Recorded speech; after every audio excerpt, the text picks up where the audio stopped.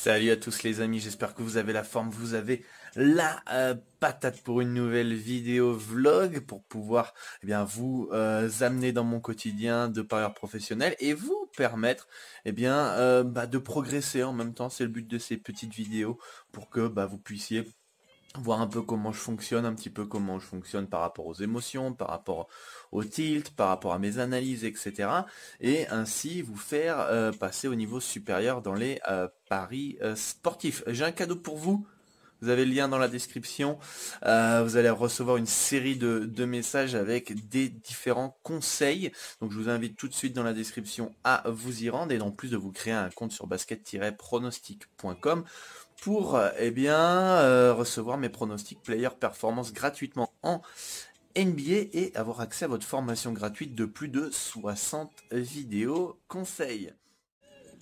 Bon, là j'ai fini les analyses des 4 matchs en WNBA. Je vais vous montrer un petit peu les critères que je prends en compte, qui pour moi sont assez importants. Vous avez bien sûr le calendrier, avec les déplacements, les jours de repos. Vous avez les dynamiques, série de victoires ou de défaites, que ce soit global ou à domicile. Vous avez les confrontations directes durant la saison. Et le pourcentage de réussite au de la dernière rencontre. Voilà comment je fonctionne. Bien sûr, j'ai un site avec les blessés, etc. Et puis bon, je connais les équipes, donc je connais aussi les match-up, qui est fort dans quel secteur, à l'intérieur, sur les extérieurs, à la main, sur le banc, etc. Mais ça, c'est vraiment un support d'appui pour permettre de mieux voir dans la globalité dans quelle situation se trouvent les différentes équipes. Donc là, petite tendance express, Chicago 1,15 points, 5,15 points, il devrait être favorite, les cotes sont toujours pas sorties. Moi je m'attends donc à un handicap de moins 7,5 pour Chicago, donc si c'est en dessous, il y a value, si c'est au-dessus, c'est value Atlanta. Indiana, New York, je verrais bien New York s'imposer quand même, mine de rien, je serais pas étonné. Donc voilà, Indiana sera favori chez elle, donc d'où le léger handicap de moins 2,5. Las Vegas Phoenix, Las Vegas sera favori à la maison, je les verrai gagner entre 1 et 15 points avec l'absence de comment ça s'appelle, Torazi et Greener suspendus. Donc un handicap de moins 7,5, s'il est de moins 6,5, je serais pas vraiment étonné. Et Los Angeles Sparks face à Minnesota, je verrai le Sparks s'imposer entre 1 et 10 points et je m'attends à un handicap de moins 5,5. Donc voilà un petit peu les prévisions pour la soirée ce soir. Bien sûr ensuite je vais préparer préparer le live bien évidemment avec ma méthode carton. Vous avez le lien dans la description pour connaître cette stratégie, ma stratégie que j'ai peaufinée ces derniers jours. Ça fait une semaine que j'ai bossé dessus, je vais vous le montrer tout à l'heure, où j'ai répertorié plus de 56 000 matchs, donc tous les matchs de NBA depuis 1994 pour pouvoir repérer les meilleurs spots pour le live et notamment ma méthode carton. Vous avez le lien dans la description. On a passé nos 5 premiers bets depuis que j'ai créé ce fichier et que j'ai répertorié tout ça. On a fait 5 sur 5. Donc ça ça fait plaisir parce que le travail porte ses fruits. J'avais vraiment la tête dans le guidon durant quelques jours. Donc ensuite je vais préparer les cartons. Donc le lien est dans la description pour savoir comment me suivre gratuitement et quelle est ma stratégie. Donc nous voilà donc sur Excel où j'ai répertorié un petit peu tout ça. Je vais vous présenter dans de grandes largeurs un petit peu tout ce que j'ai noté.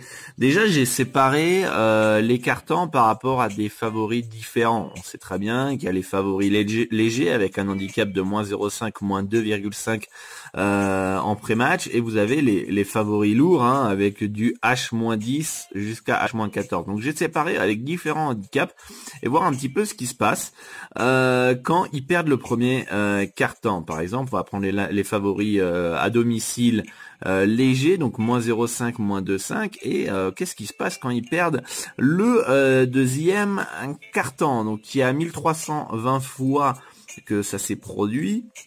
On a le favori qui a gagné dès le deuxième carton 723 fois, K-win après le troisième quart-temps 345 fois, K-win le troisième quart-temps après un match nul sur le deuxième quart-temps, et qui a lose les 2 et 3 quart-temps 168 fois, et qui a perdu que le troisième quart-temps 27 fois.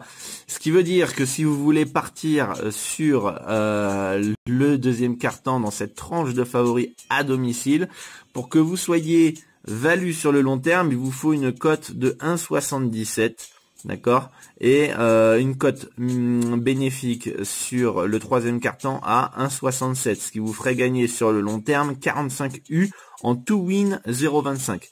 Et les cotes minimum, bien c'est 1,70, 1,60. Et ça, je l'ai fait sur tous les favoris, donc à domicile, à l'extérieur.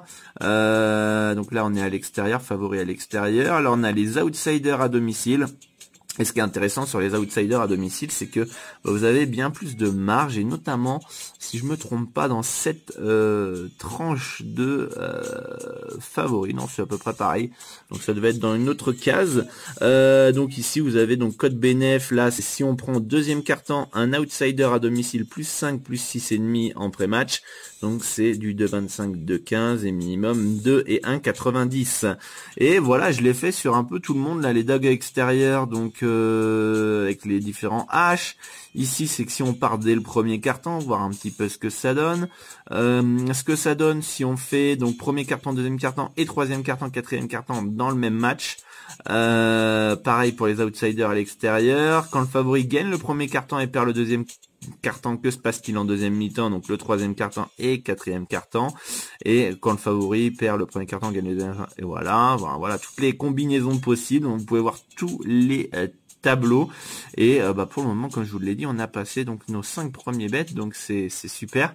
On va espérer que la série continue. Ce soir, on a les 4 matchs, donc on va être présent sur le Discord pour poursuivre tout ça.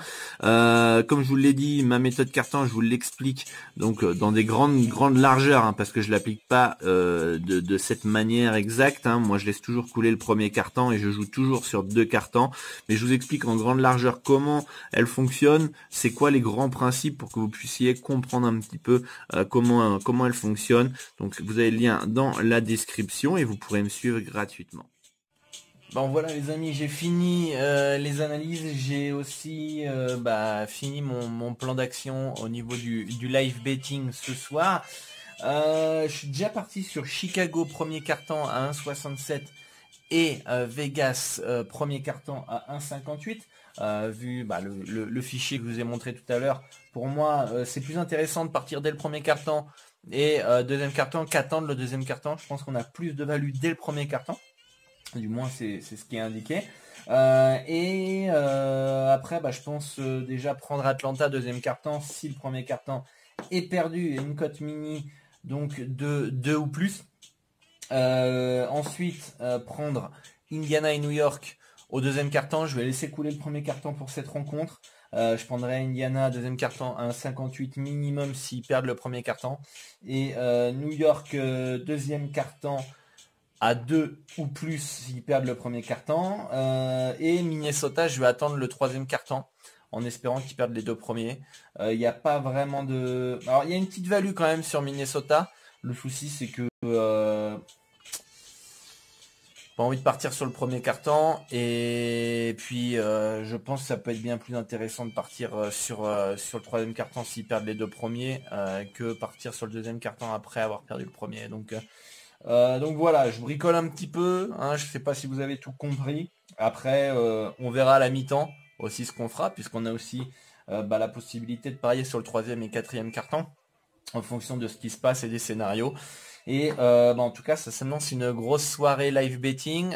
Comme je vous l'ai dit, si vous voulez connaître ma stratégie exacte, du moins dans les grandes lignes, et pour pouvoir me suivre, vous avez le lien dans la description, hein, pour suivre mes pronostics, savoir comment me suivre, sur quel bookmaker, et je vous explique absolument tout. Et voilà, là il est 11h30 ici au Mexique, donc on a le temps avant le début des matchs. Donc là je vais préparer la e-gazette sur TP. Qu'est-ce que la e-gazette? La e-gazette, c'est une émission sportive spécialisée dans le betting. On va vous donner les infos, on va vous donner nos analyses, nos ressentis, pour vous guider au maximum dans vos choix de pronostics. On sait qu'il y a beaucoup de gens qui ont du mal à analyser, qui ont du mal à faire certains choix, etc. Et ils aiment bien nous envoyer des messages, dire ouais, t'en penses quoi de ça? J'ai analysé ça, ça, ça, ça. Et c'est pour ça on a mis en place cette e-gazette pour justement au lieu de répondre un par un à tout le monde, et bien de pouvoir offrir une émission de qualité à un grand nombre. Donc pareil, si vous voulez rejoindre donc la e-gazette et le club TP pour suivre en plus 5 tipsters pour le prix d'un, vous avez le lien dans la description, vous pourrez suivre mes pronostics principaux en NBA et WNBA. Moi je vous dis à tout à l'heure. Bon, ça y est, j'ai validé le bet de ce soir, c'est New York à 2,98. D'habitude, je prends pas des cotes aussi grosses, hein. J'aime bien généralement sécuriser avec des handicaps, mais mine de rien, le plus 4 à 2,06, je trouve ça vraiment peu sécurisant.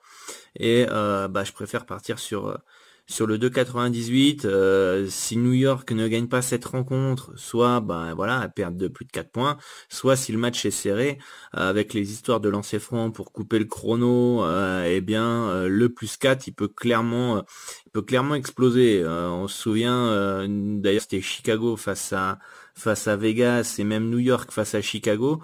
On se souvient avec l'handicap de plus 8 pour les deux matchs. À la fin, il y a eu tellement de lancers francs et de fautes pour couper le chrono ce qui a fait que ils étaient à plus 2, plus 3, hein, et puis ça a fini à plus 6, plus 7. Donc voilà pourquoi je préfère partir sur du New York à 2,98 en sec plutôt que plus 4 à 2,06. Donc pensez bien NASA quand vous faites vos choix, essayez de trouver là où la value est plus importante. Au final, le ratio gain-risque est plus intéressant plus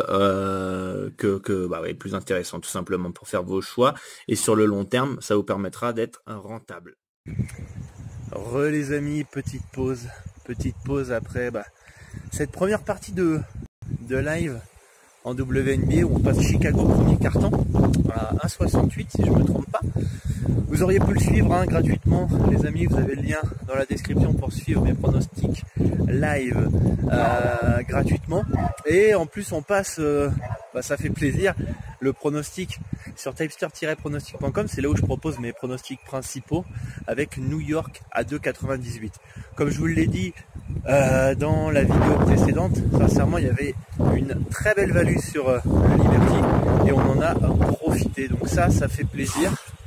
Et sachez que vous pourrez retrouver tous mes pronostics principaux sur TP cette saison, ainsi que les pronostics de 4 autres tipsters, donc vraiment pour un prix vraiment réduit, et en plus ça vous permettra d'investir et d'augmenter votre bankroll. Bon voilà les amis, la soirée est terminée, on a fait 100%. Avec New York, comme je vous l'ai dit, qui est passé à 9,98, n'importe quoi, à 2,98. Chicago premier carton et Las Vegas premier carton. C'était plutôt calme en live, mine de rien. Des cotes sous-value, pas mal d'écart aussi, ce qui a fait chuter les cotes. Du coup, on n'a rien pris réellement en live, puisque les premiers cartons, on les a envoyés quand même 5-6 heures avant les rencontres. Donc même ceux qui dorment auraient pu les prendre. Donc j'espère que vous avez pu suivre, et depuis qu'on a optimisé notre stratégie en live et notre méthode carton, on est sur un 9 sur 9, donc très très grosse série. Ça fait plaisir parce que ça fait, comme je vous l'ai dit, sur mes réseaux sociaux, notamment Instagram et Snapchat, vous avez les liens dans la description pour me suivre. J'ai bossé quasiment non-stop pendant 5-6 jours pour récolter 56 000 matchs, donc c'était beaucoup de boulot, mais voilà, le travail porte déjà ses fruits, et ça fait super plaisir.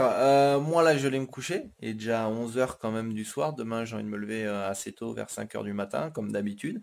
Et voilà, j'ai besoin de mes 7 heures de sommeil. Donc là, on va aller se reposer. Et puis, je pense que ça a été une très très bonne journée. Un grand merci à tous pour votre soutien, votre confiance. N'hésitez pas à me lâcher vos commentaires. Ce que vous pensez de tout ça. Quelle est votre stratégie? Dites-moi votre parcours dans les paris sportifs, etc. Mais en tout cas, sachez que dès que vous mettez en place votre stratégie, vous restez rigoureux, vous avez votre money management qui est adapté à votre psychologie, que voilà, vous restez concentré, vous restez humble, eh bien ça peut que marcher dans les paris sportifs. Dès que vous voulez aller trop vite, mettre la charrue avant les bœufs, généralement, eh bien la variance vous rattrape. Voilà, ce sera la conclusion de ce petit vlog. Je vous fais une grosse bise et à très bientôt pour une nouvelle vidéo.